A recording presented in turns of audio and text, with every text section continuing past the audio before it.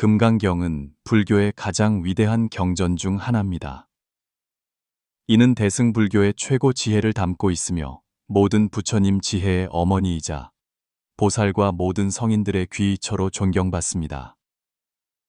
고대 동양에서는 왕, 장군, 명사, 관리부터 일반 백성에 이르기까지 모두 금강경을 극진히 숭상했습니다. 수천 년에 걸쳐 금강경은 동양 전통 문화에 깊이 스며들었습니다. 이 위대한 불경에서 금강경의 서두 부분은 하나의 고전적인 대화입니다. 부처님께서 수보리 존재에게 물으셨습니다. 겐지스 강에 모래가 많으냐? 수보리가 답했습니다.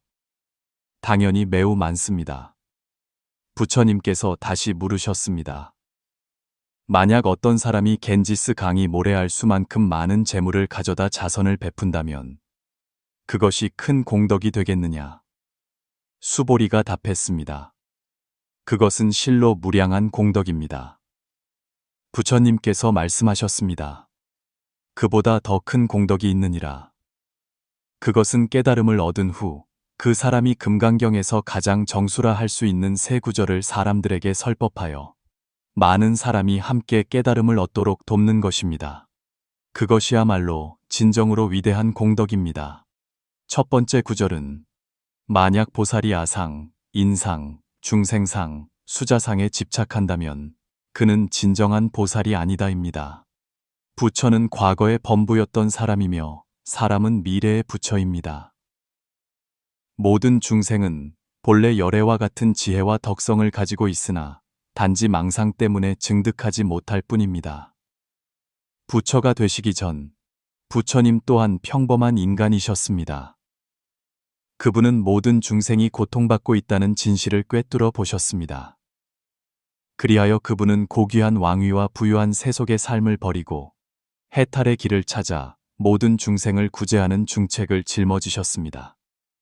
만약 이 세상을 두 종류의 사람으로 나눈다면 하나는 아직 깨어나지 못한 사람들이고 다른 하나는 이미 깨어난 사람들입니다. 아상에 집착하는 것은 작은 자아에 대한 고집이며 자신의 본질과 의견, 개인적인 관점에 얽매이는 것입니다. 인상에 집착하는 것은 종종 외모, 성격, 능력 등 세속적인 기준으로 다른 사람을 평가하는 것입니다. 중생상에 집착하는 것은 인종, 종, 사회적 지위에 따라 생명을 구별하고 평가하며 차별적으로 대하는 것입니다. 오늘날 사회에서 대부분의 사람들은 색안경을 끼고 세상을 보며 부자와 가난한 자, 높은 자와 낮은 자를 구별하는 마음을 가지고 있습니다. 단지 그 표현의 정도가 다를 뿐입니다. 수자상에 집착하는 것은 장생불사에 대한 미혹이며 세상에 영원히 존재하고자 하는 바람입니다. 고대 봉건 사회에서 많은 황제들이 이를 맹목적으로 추구했습니다. 하지만 생, 로, 병, 사는 누구도 피할 수 없는 자연의 법칙입니다. 이 점으로 미루어 보아 중생은 본래 평등하다는 것을 충분히 증명할 수 있습니다. 오대산은 문수보살의 도량입니다. 문수보살은 누구든지 오대산에 오면 자신을 만날 수 있다는 큰 서원을 세우셨습니다. 다만 문수보살이 어떤 모습으로 나타나실지는 아무도 모릅니다. 이는 아마도 세상 사람들에게 평등한 마음, 자비로운 마음, 공경하는 마음으로 모든 생명을 대하라는 교묘한 깨우침일 것입니다. 민간에 전해지는 이야기가 있습니다. 부귀시대 섣달 초파일에 한 사찰에서 죽을 나눠주고 있었습니다. 문수보살이 평범한 여인의 모습으로 나타나 품에는 아이를 안고 손에는 다른 아이를 이끌고 개 한 마리까지 데리고 있었습니다. 그녀는 절에 와서 죽을 청하며 말했습니다. 저에게 한 그릇, 두 아이에게 각각 한 그릇, 개에게도 한 그릇이 필요합니다. 게다가 제 뱃속에도 아이가 하나 있으니 뱃속의 아이도 한 그릇이 필요합니다. 죽을 나눠주던 사람은 듣고 나서 그녀가 끝없는 탐욕을 부린다며 화를 내며 꾸짖었습니다. 이미 네 그릇이나 주었는데 뱃속의 아이는 아직 태어나지도 않았는데 무엇을 먹는단 말이냐. 문수보살은 깊은 한숨을 쉬며 탄식하셨습니다. 중생이 불법을 배우고 수행하며 자비심을 닦고 평등심을 닦는다. 하지만 실제 상황에 부딪히면 분별심이 뚜렷하게 나타나는구나. 우리는 아상, 인상, 중생상, 수자상이 세상의 모든 상을 포함하는 네 가지 상이라고 생각합니다. 만약 그것에 집착한다면 보살이 아닙니다. 중생이 이 네 가지 허망한 상에 집착한다면 영원히 윤회에서 벗어나지 못할 것입니다. 만약 현상 뒤의 본질을 꿰뚫어 보고 각각의 상에 집착하지 않는다면 번뇌는 마음속에서부터 사라져 윤회에서 벗어날 수 있을 것입니다. 두 번째 구절은 만약 형상으로 나를 보려 하거나 음성으로 나를 구하려 한다면 그 사람은 삿된 길을 가는 것이니 열애를 볼 수 없다입니다. 불상을 보고 절하거나 부처의 음성을 듣고 기원하는 사람들은 모두 수행의 외적인 형식에만 미혹되어 집착하는 것입니다. 삿된 길을 가는 외도는 진정한 열애를 볼 수 없습니다.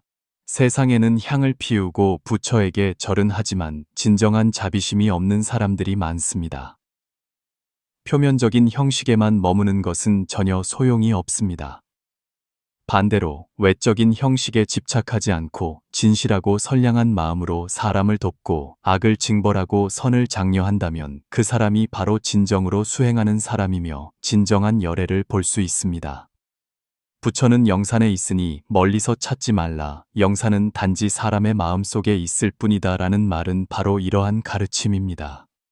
물론 여기서 주의해야 할 점은 이것 아니면 저것이라는 이분법적 사고에 빠지지 말아야 한다는 것입니다. 부처를 보고 절하지 말라는 것이 아니라 불상을 볼 때 절을 하되 그 불상을 통해 공경하는 마음, 겸손한 마음, 경외하는 마음을 표현해야 한다는 것입니다.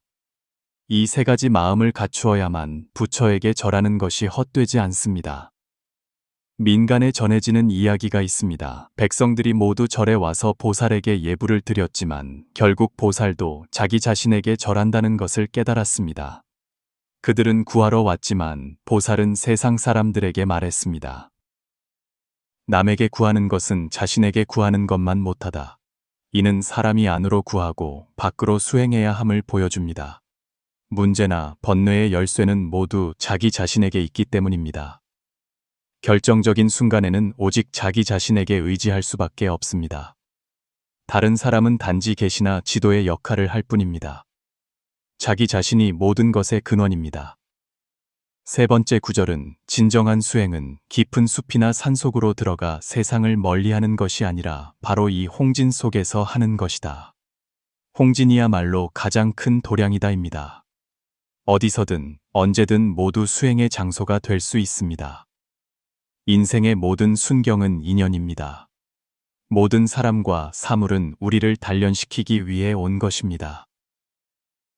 홍진에서 마음을 단련하니 81가지 고난을 겪지 않고서 어찌 정과를 이룰 수 있겠습니까?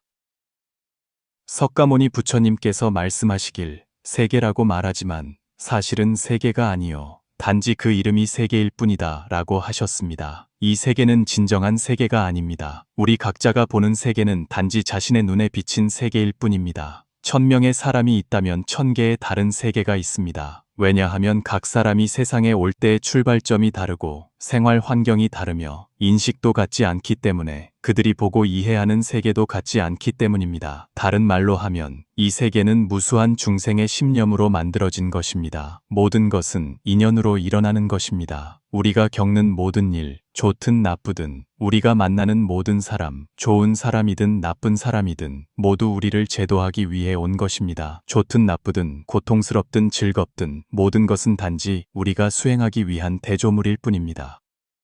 현실의 모든 문제는 당신이 수행의 길로 들어서는 가장 좋은 문이며 당신의 도량입니다. 만약 당신의 창업길이 고난과 역경으로 가득하다면 창업이 바로 당신의 도량입니다. 만약 당신과 연인 사이에 장벽이 있다면 부부관계가 바로 당신의 도량입니다. 만약 당신이 자녀와의 소통에 문제가 있다면 교육이 바로 당신의 도량입니다.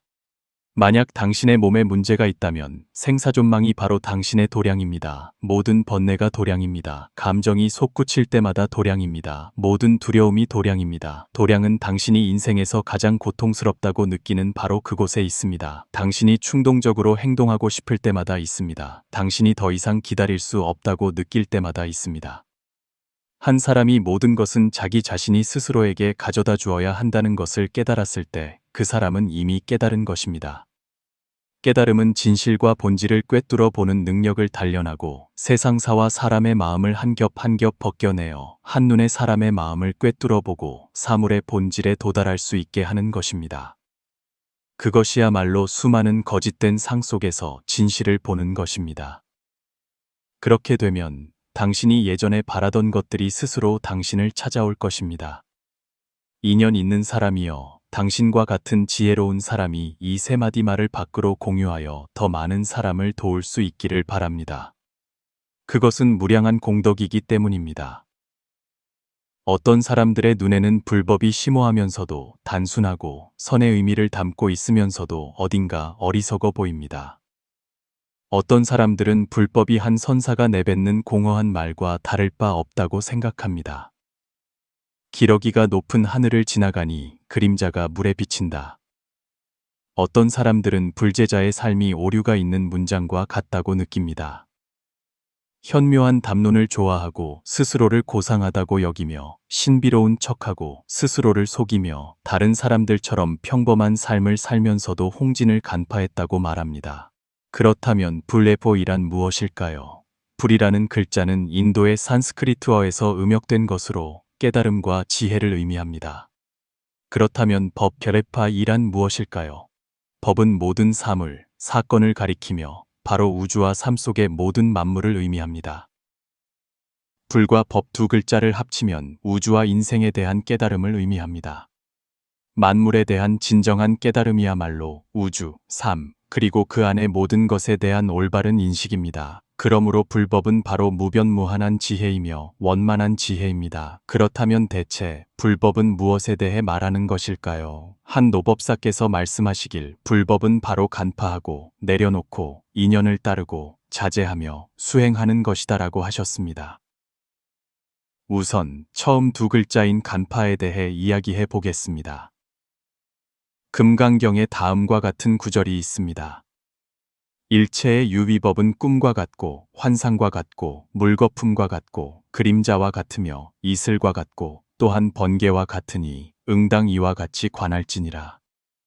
이 구절의 의미는 우리가 보는 모든 것은 실은 허망하고 거짓된 상이라는 것입니다. 존재한다 하더라도 그것은 단지 찰나일 뿐이며 꿈과 같고 번개와 같고 물거품과 같아 모두 빠르게 사라지고 끊임없이 변하는 것들입니다. 그것이 바로 우주와 인생의 진정한 본질입니다. 모든 사람은 늙어가고 또한 모두 죽어야 합니다. 아무리 많은 재산을 소유하더라도 이 세상을 떠날 때 가져갈 수 없습니다. 아무리 큰 권세를 가지더라도 결국 후세에 남겨두어야 합니다. 우리의 기쁨과 슬픔, 사랑과 미움, 만남과 헤어짐, 성공과 실패, 이 모든 것도 일방적인 시간의 흐름 속에서 흘러가 결코 돌아오지 않습니다.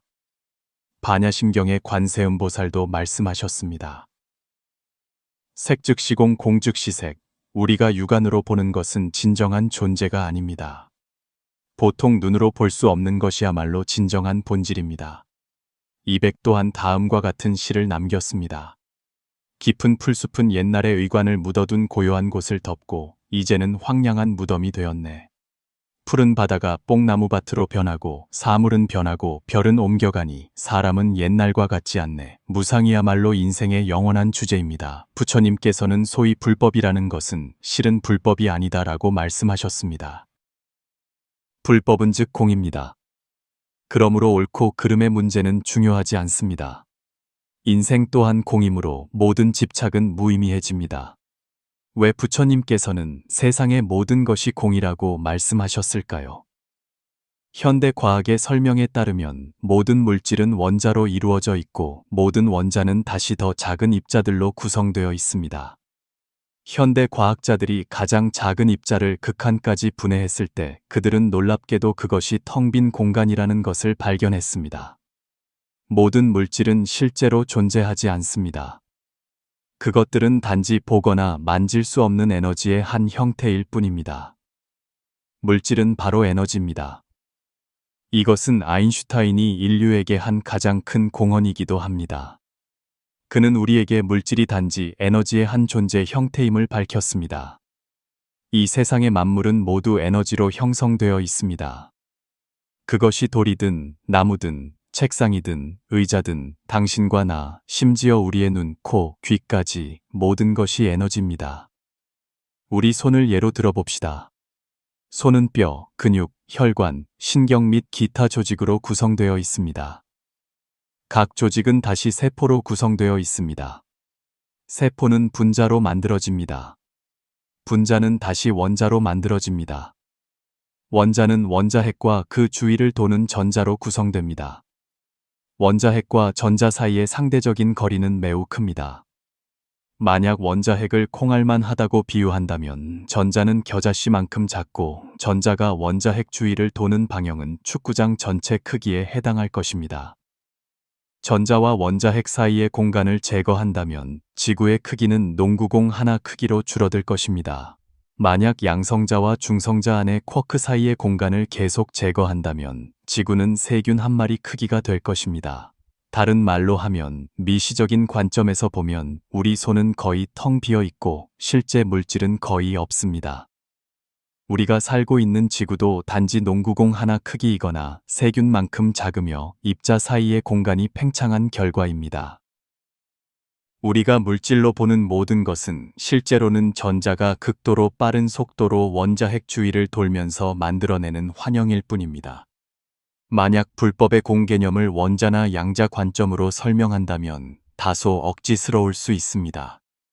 왜냐하면 석가모니 시대에 그분은 분명 원자의 존재를 모르셨겠지만 그분은 모든 큰 물체는 무수한 극미한 물질로 구성되어 있으며 그것들은 항상 변한다는 깊은 철학적 도리를 깨달으셨기 때문입니다. 존재하는 것들은 소멸하고 있고 살아있는 것들은 죽어가고 있습니다. 영원히 변하는 것들은 단지 허상일 뿐 진정한 존재가 아닙니다. 이것은 우리가 별을 볼 때 그 별은 이미 오래전에 존재하지 않을 수 있고 우리가 보는 것은 단지 환영일 수 있다는 것과 같습니다. 제가 생각하기에 부처님께서 공을 언급하실 때 말씀하신 것은 주로 정신의 깊은 층에서의 공을 암시하는 것입니다. 옛말에 집이 1000칸이라도 밤에 자는 데는 7자면 족하다 라는 말이 있습니다. 즉, 당신이 1000채의 집을 가지고 있더라도 밤에는 한 채에서만 잘 수 있습니다. 나머지 999차에는 아무 소용이 없습니다. 만약 아무 소용이 없다면 존재하지 않는 것과 무엇이 다르겠습니까? 또한 999차에는 없는 것과 같다고 말할 수도 있습니다. 하지만 세상 사람들에게는 그 999채의 집이 매우 큰 의미를 가집니다. 그것들은 심리적인 작용을 합니다. 내가 매우 뛰어나고 성공했으며 부유하다는 것을 증명할 수 있습니다. 하지만 결국에는 어떨까요? 우리가 뛰어나고 성공하고 부유하다는 것을 증명하려는 것은 무엇 때문일까요? 결국 단지 마음이 편안하고 즐거워지기 위해서입니다. 만약 우리가 마음을 닦을 수 있다면 999채의 집이 없더라도 우리의 기분은 1000채를 다 가진 사람처럼 좋을 것입니다. 그렇다면 우리가 그 999채의 집을 소유하고 있는 것과 같지 않겠습니까? 반대로 1000채의 집을 가진 사람이 기분이 한 채만 가진 사람보다 나을 것이 없다면 그 1000채의 집도 없는 것과 같지 않겠습니까?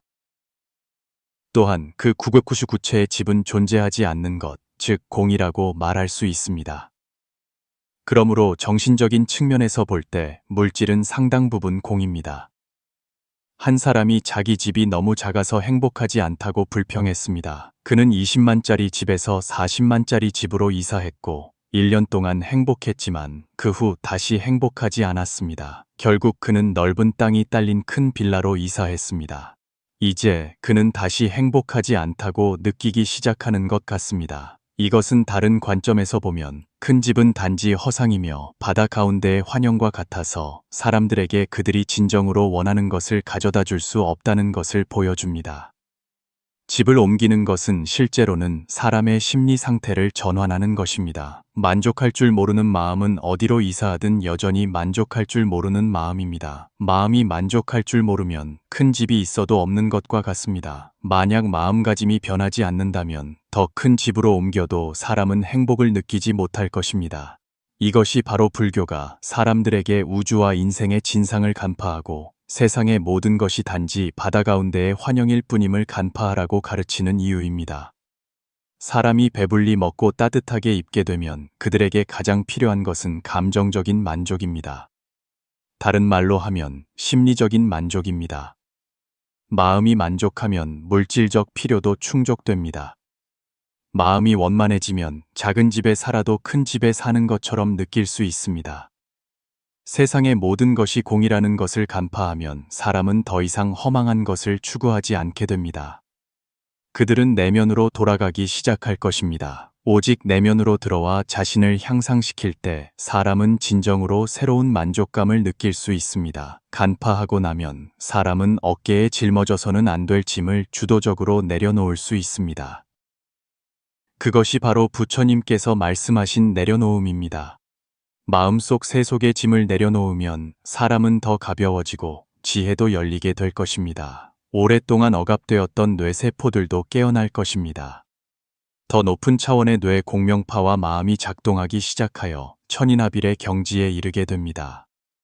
항상 우주와 인생의 큰 지혜를 감호하게 됩니다. 부처님께서 내려놓음에 대해 말씀하실 때 그것은 바로 허망한 꿈을 좇는 마음을 내려놓는 것을 의미합니다. 그 꿈들은 바로 권력과 명예, 잠시 존재할 뿐인 것들입니다. 사람의 생명조차도 수십 년, 길어야 100년에 불과한데 하물며 명예와 지위이겠습니까? 금강경에 다음과 같은 구절이 있습니다. 열애는 늘 말하기를 모든 비구들은 내가 설한 법이 강을 건너는 뗏목과 같음을 알아야 하니 법마저도 버려야 하거늘 하물며 법이 아닌 것이겠는가. 부처님께서는 제자들에게 늘 권고하시길 만약 내가 설한 교법이 강을 건너는 방편에 불과하다는 것을 알았다면 법의 형상에 집착하지 말라고 하셨습니다. 강을 건너 저편 기슭에 도달했을 때 뗏목, 즉 법도 내려놓아야 하며 꽉 쥐고 있어서는 안 됩니다. 법마저도 내려놓아야 하거늘 하물며 법이 아닌 것들이겠습니까? 불경에 다음과 같은 이야기가 있습니다. 대범이라는 선인이 2줄기의 선초를 가져와 부처님께 공양하려 했습니다. 부처님께서 내려놓으라 하시니 대범 선인은 즉시 2줄기의 선초를 내려놓고 무릎을 꿇고 법을 들었습니다. 부처님께서 다시 내려놓으라 하시니 대범 선인이 여쭈었습니다. 저는 이미 2손이 비었는데 또 무엇을 내려놓아야 합니까? 부처님께서 가르치셨습니다. 너는 안, 이, 비, 설, 신, 의의 육근과 색, 성, 향, 미, 촉, 법의 육진, 그리고 6가지 인식인 육식을 합한 18개를 모두 버려야 한다. 모든 것을 버려 집착이 없어져야 한다. 더 이상 버릴 것이 없는 경지에 이르고 법상에 집착하지 않게 되면 너 또한 생사윤회에서 벗어날 것이다. 대범 선인은 상긍이라 법을 들은 후 온몸에서 금빛 광채가 나고 3개가 진동했습니다. 그는 부처님께 귀의하여 대범보살이 되어 부처님을 따라 수행하며 널리 중생을 제도했습니다. 옛사랑을 내려놓으면 진정으로 사랑하는 사람을 만날 수 있습니다. 번뇌를 내려놓으면 청정함을 얻을 수 있습니다. 좁은 성미를 내려놓으면 고귀한 기품을 맞이하고 재물을 끌어들일 수 있습니다. 과거와 미래를 내려놓으면 현재의 안정감을 만날 수 있습니다. 무엇을 내려놓으면 그것을 얻게 됩니다. 이것은 하나의 학문입니다. 세상에 끝나지 않는 잔치는 없습니다. 사람은 결국 작별 인사를 하는 법을 배워야 합니다. 잡히지 않는 모래는 흘려보내세요. 그렇지 않으면 손이 긁힐 것입니다. 잡을 수 없는 마음은 잊어버리세요. 그렇지 않으면 마음이 아플 것입니다. 모든 일에는 인과가 있습니다. 수행자는 자연스럽게 거두고 버리는 법을 배워야 합니다. 운명적으로 내 것이 아닌 것은 내려놓아야 합니다. 그리고 인연이 있는 것은 잡아야 합니다. 삶의 방관자가 되어 자연에 순응하세요. 마음이 내려놓아져 더 이상 외적인 것을 추구하지 않게 되면 사람은 자신을 깨닫기 시작합니다. 어떤 사람은 자신이 정말로 필요했던 것이 호화로운 빌라나 비싼 차가 아니라 가족과 더 많은 시간을 보내는 것이었음을 깨닫습니다. 그들은 가족과 함께 있을 때 자신이 진정으로 부유하다고 느낍니다. 사랑하는 아내나 남편과 함께 있을 때 그들은 평안과 행복을 느낍니다. 자녀와 함께 있을 때 그들은 마음이 부드러워지고 인간 세상의 아름다움을 느낍니다. 사람이 이것이 바로 마음속에서 진정으로 원했던 것임을 깨달으면 더 이상 큰 집을 사기 위해 힘들게 야근하지 않을 것입니다. 그들의 마음속에는 이미 큰 집의 대가가 가족과 함께하는 귀중한 시간이며 무엇으로도 살 수 없는 것임을 분명히 알고 있습니다. 뿐만 아니라 사람은 본래 자신이 해서는 안 될 일들을 주도적으로 내려놓을 수 있습니다. 사람은 자신의 마음과 함께할 더 많은 시간을 갖게 됩니다. 그들은 시간이라는 귀중한 자원을 자신이 좋아하는 일에 투자하고 자신을 향상시키는 데 투자할 수 있습니다. 그들은 독서, 글쓰기, 그림 그리기, 악기 배우기, 신체 단련, 여행 등 심신에 유익한 활동에 더 많은 시간을 할애할 수 있습니다. 어깨의 짐을 주도적으로 내려놓고 내면으로 돌아가면 사람은 책을 읽고 사색하며 내면을 단련하고 자신을 발전시킬 더 많은 시간을 갖게 됩니다. 그럼으로써 더 가볍고 즐겁게 살 수 있습니다. 명예와 이익을 탐하는 마음을 내려놓으면 마음이 고요해집니다. 마음이 고요해지면 사람은 인연에 따라 살 수 있습니다. 부처님께서는 세상에 존재하는 모든 것은 인연으로 만들어지고 모든 것이 사라지는 것 또한 인연이 다했기 때문이라고 가르치셨습니다. 인연이 모이면 있고 인연이 흩어지면 없습니다. 부처님께서 인연을 따르라고 하신 것은 세상 사람들에게 현재 가지고 있는 인연을 소중히 여겨야 한다는 깊은 의미를 담고 있습니다. 100년을 수행해야 한 배를 타고 1000년을 수행해야 부부의 연을 맺는다는 좋은 말이 있는데 이 또한 사람이 자신의 현재 인연을 귀하게 여겨야 한다는 것을 말합니다. 이 시대에 태어난 것은 하나의 인연이므로 자신의 생명을 소중히 알아야 합니다. 부모님의 자식인 것은 하나의 인연이므로 부모님께 더 많은 관심을 가져야 합니다.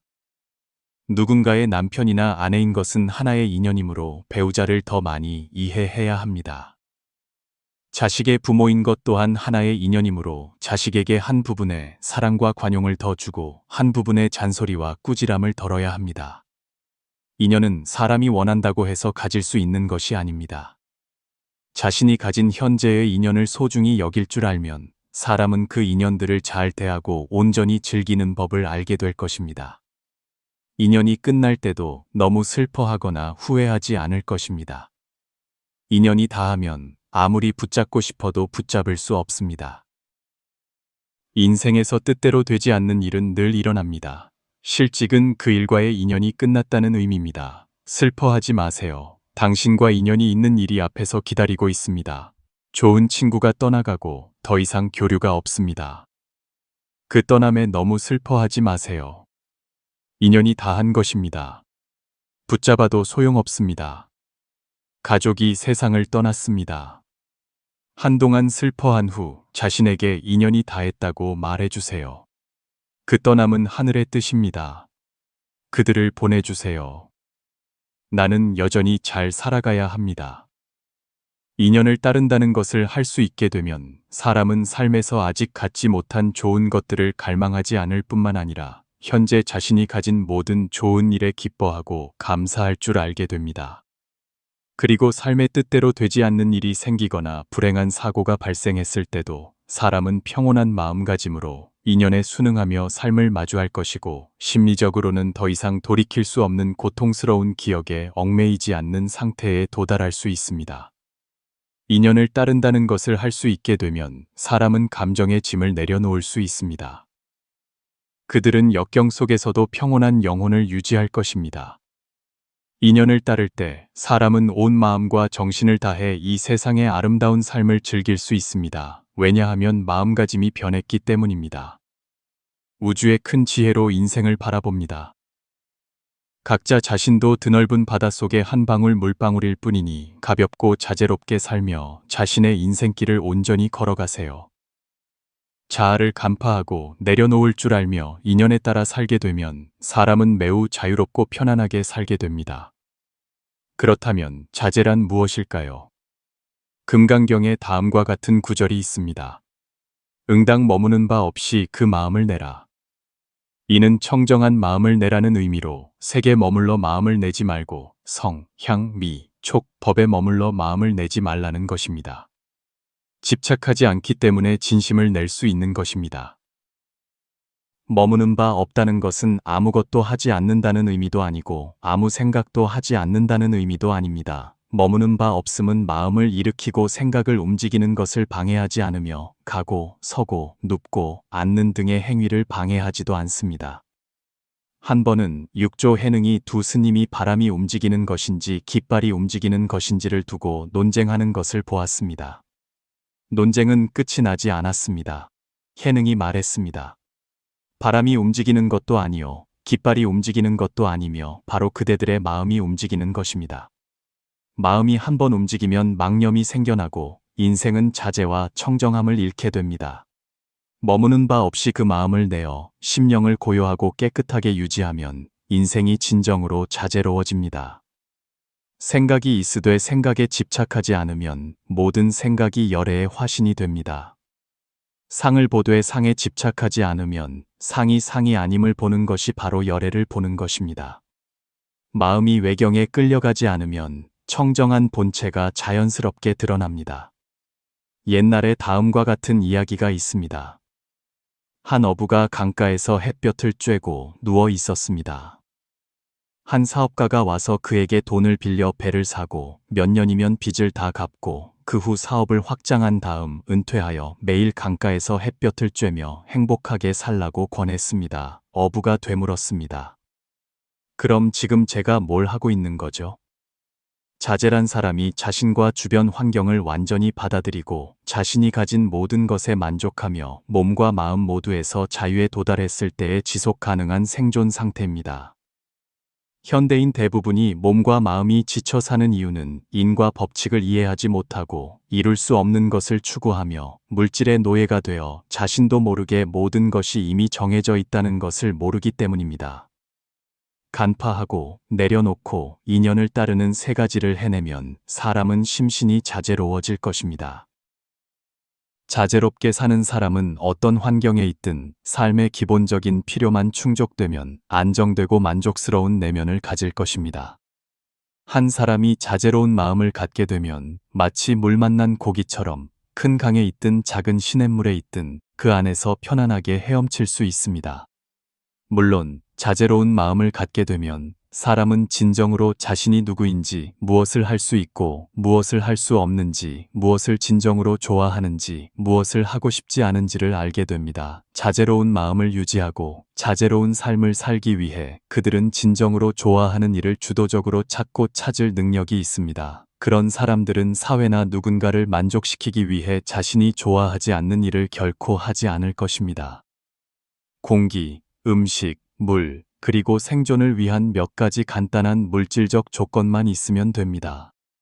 몸이 다치거나 굶주리지 않는 한 그들의 몸은 이미 즐거운 몸입니다. 그들의 영혼은 즐겁고 자유로운 영혼입니다. 그들의 삶은 바로 시에서와 같은 행복한 삶입니다. 봄에는 100가지 꽃이 있고 가을에는 달이 있다. 여름에는 시원한 바람이 불고 겨울에는 눈이 온다. 마음속에 사소한 일을 걸어두지 않으면 1년 내내 아름다운 계절이다.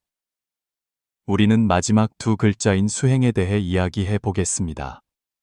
실제 수행은 바로 마음을 닦는 것입니다. 마음이 곧지 않으면 행동도 바르지 않습니다. 오직 마음을 잘 닦아야만 사람이 올바른 행동을 할 수 있습니다. 그렇다면 마음을 어떻게 닦아야 잘 닦았다고 할 수 있을까요? 한 노법사께서 마음을 부처의 마음으로 닦아야 잘 닦은 것이라고 말씀하셨습니다. 부처의 마음이란 무엇일까요? 노법사께서는 다시 말씀하시길 부처의 마음은 바로 정각심이며 진실한 마음, 평등한 마음, 청정한 마음, 그리고 자비로운 마음이라고 하셨습니다. 정각심은 옳고 그름, 선과 악, 아름다움과 추함을 깨닫는 마음이며 진리를 통달하는 지혜입니다. 진실한 마음은 사심 없고 정직하며 넓게 열려 있어 세상 사람들을 포용하며 대하는 마음입니다. 평등한 마음은 차별 없는 마음이며 귀천과 고하를 막론하고 공평하게 대하는 마음입니다. 청정한 마음은 순수한 마음이며 진흙에 물들지 않는 영곡과 같고 환경의 오염에 대한 저항력을 가진 마음입니다. 사회적 유행에 영향을 받지 않는 고요한 마음은 평안한 마음입니다. 자비심은 효심의 확장과 승화이며 인류애와 사랑이 넘치는 마음입니다. 부처를 닦는 것은 맹목적으로 방향 없이 닦는 것이 아닙니다. 불법은 바로 부처를 닦는 사람의 생활 지침이며 수행의 기본 강령입니다. 부처를 닦는 것은 하루 이틀의 일이 아니라 길고 점진적인 순환 과정입니다. 하루를 살면 하루를 수련해야 합니다.